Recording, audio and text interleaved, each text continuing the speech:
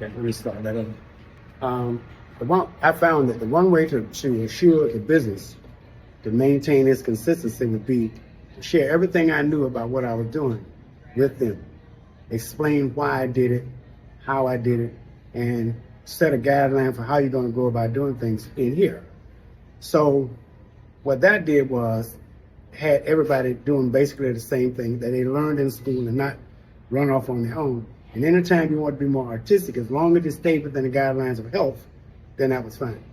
So once they left, and other people, when they hired people to work with them, they did them the same way. When you work in an environment where you're not learning, you can't help anybody else grow, you know? So our thing was each one reach one, each one teach one. So if I worked with a stylist and I had a new assistant, I would have the stylist train the assistant. I wouldn't train them. I let them train. When it came to certain things like bleaching, and hair cutting, and that kind of thing, I would come in and help the person who was teaching. And the reason is, and one of the things about business is this: you get a good employee, you really don't want to see them leave. You know, no matter what, you want them to leave. You don't want them to leave, and I didn't either. You know, but what I learned is that God puts people in your life for a reason, a season, or a lifetime. The seasonal aspect of it, when it came to me, was in that season of learning, in that season of growth, you need to be in an environment where you can take it from there and go someplace else. That's where I was. So when they came and they got what they needed, about 5 years or so, then they began to feel independent. I can do this too.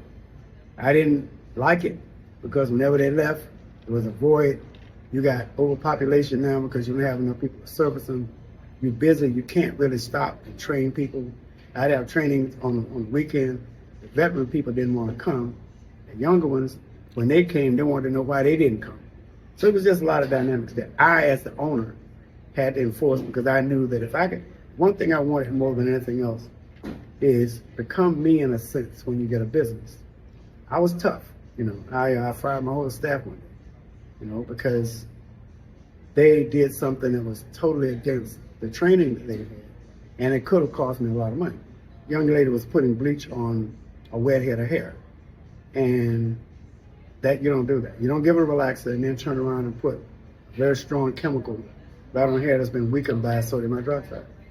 And I walked in, the lady was in the chair, the girl had the bowl mixers, 3 of them in there, I think 4. And I said, what you doing? And she said, well, the lady said she wanted, I said, well, she can't tell you to do that.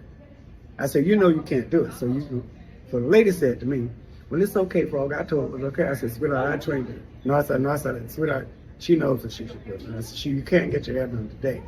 Come back in 2 weeks, she'll be able to put the coat in. Okay, that was like on a Thursday. I didn't work on that Tuesday. So I came to work on Tuesday. I was in the office, and all of them came to the door. Knocked on the door, and they told one of them said they didn't think I was fair.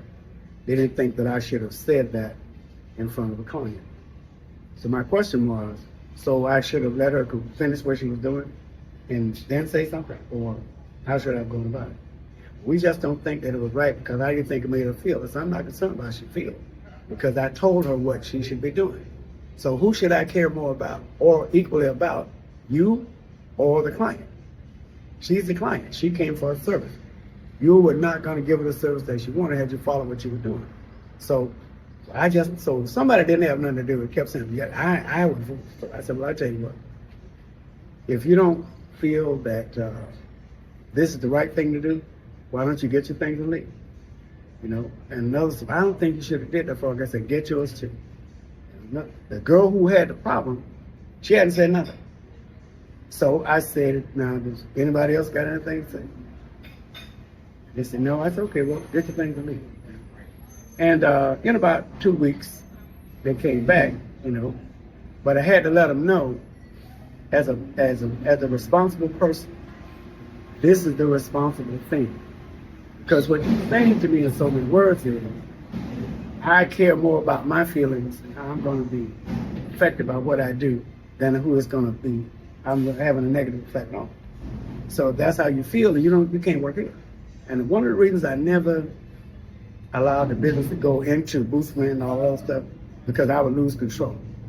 And my name is still on the window. You know what I mean?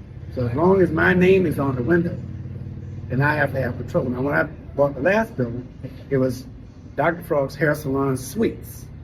The suites made it individual.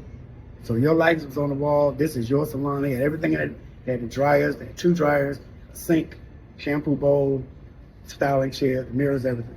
Everybody had their own salon. There was 4 of them in there. So I didn't have to monitor them anymore.